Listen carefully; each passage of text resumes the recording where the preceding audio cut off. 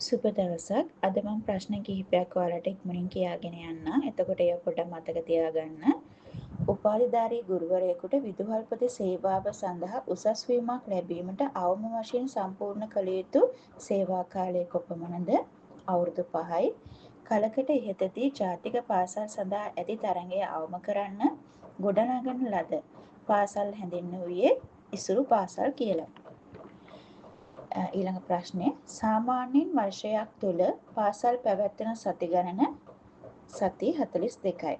මීට අමතරව ඔයාලගේ දැනුමට සාමාන්‍යයෙන් දවස් 210ක් විතර තියෙනවා. එතකොට සතියකට දින 5ක් පමණ සාමාන්‍යයෙන් පාසල් පැවැත්වෙනවා. එතකොට සාමාන්‍යයෙන් පාසල් පැවැත්වෙන සති ගණන සති 42යි.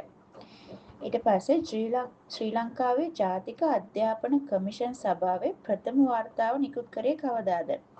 1992 දී.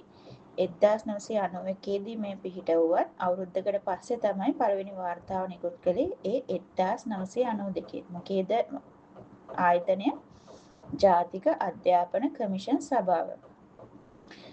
අධ්‍යාපනය යනු හිස් කලයක් පුරවන්නාසේ ඊතා විරල ක්‍රියාවක් නොව පහනක් දල්වන්නාක්සේ ක්‍රියාවක් කියලා කිව්වේ කවුද? ප්ලේටෝ. කවුද? ප්ලේටෝ. ජාතික ළමා සේවාව ඇමතිය හැකි දුරකථන අංකය කුමක්ද? 19යි 29. ආයි පොඩ්ඩක් මම මතක් කරගන්න ප්‍රශ්න ටික මුලින්ම ඔයගෙන් අහන්න.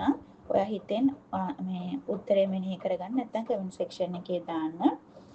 පළවෙනි ප්‍රශ්නය උපාධියක් තියෙන ගුරුවරයෙක්ට විදුහල්පති සේවයට උසස් වීමක් ලබන්න සම්පූර්ණ කළ යුතු සේවා කාලය කොච්චරද?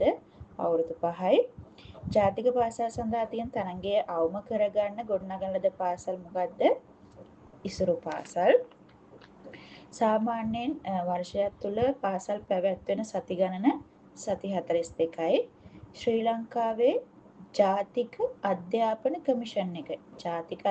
කමිෂන් එක යාළගේ ප්‍රථම වාර්තාව නිකුත් කරේ 1992 දී. 91 දී ආරම්භ කරාට වාර්තා මුලින්ම නිකුත් කළේ 1992 දී. ඊට පස්සේ ජාතික ළමා සේවාව අපිට අමතන්න පුළුවන් කෙටි දුරකථන අංකය කුමක්ද? 19යි 29.